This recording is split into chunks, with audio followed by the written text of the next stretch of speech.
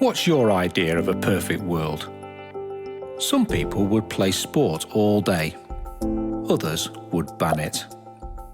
Some would pursue adventure and thrills, and others would like nothing better than to curl up with a good book.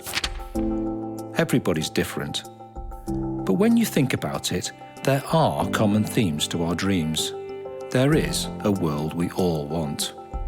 It's a world without pollution, without poverty, without pain. A world where people don't grow old and we never lose those we love. A world where people don't hurt each other. A world where everything is fair and just and right. The Bible tells us that this is not just a dream. It tells us about God's plan to make a new world in which there will be no more death, mourning, crying, or pain. It's a world with a loving God at the centre. How can we be sure this is true? We can be sure because there was a time when people caught a glimpse of this world we all want. A time when one man was able to show us what God's new world would be like. This man was Jesus. 2,000 years ago, he healed the sick, fed the hungry, and even raised the dead. It was only a glimpse of God's new world, but it was real and it looked wonderful. But then, Jesus was killed, and our hopes for a new world seemed to be shattered. But even this was part of God's plan. To see why, we need to flick back to the beginning of the story. The world God made was the world we all want, a good world of beauty, security and plenty.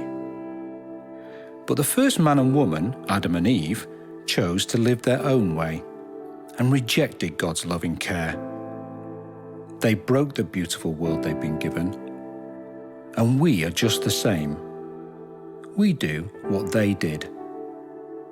This world is not the world we all want, because each of us contributes to its brokenness through our selfishness and pride.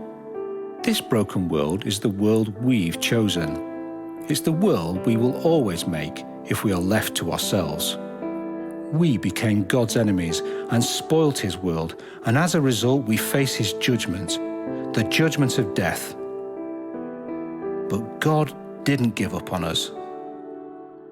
Many years ago, he came to a man called Abraham, and it was to him he first promised to make a new people in a renewed world. Abraham trusted that promise, so God forgave the wrong things he'd done and became his friend. Abraham's family became the people of Israel. God wanted them to show the world what his new world would be like. He set them free from slavery in Egypt, and he gave them a land full of good things. But they kept rejecting God and making a mess of things.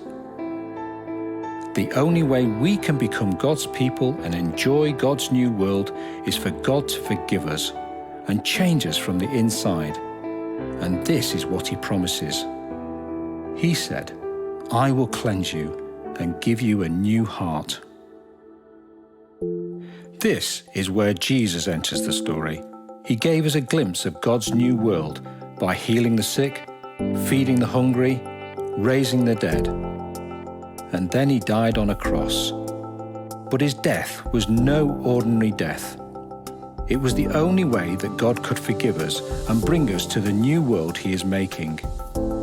Jesus took the judgment we deserve so that we can be forgiven, so we can be right with God. Jesus died for us as our substitute. More than that, he rose again, defeating death. His new life is the promise and beginning of the world we all want, a world where Jesus is the loving, wise ruler of everything. And God is at work in the world today. He is gathering a new people to himself from all over the world. Through Jesus, he forgives them for their past and fills them with his Holy Spirit, so they start to serve God and love others. You might think that your perfect world revolves around paperbacks or paragliding, But actually, the world we all want has God at the centre of his rescued people. It's a world where there will be no more death, mourning, crying, or pain. And we will live joyfully with God and each other forever. Jesus invites you to be part of God's new people, waiting for God's new world. He's calling you to be part of his new family. How will you respond?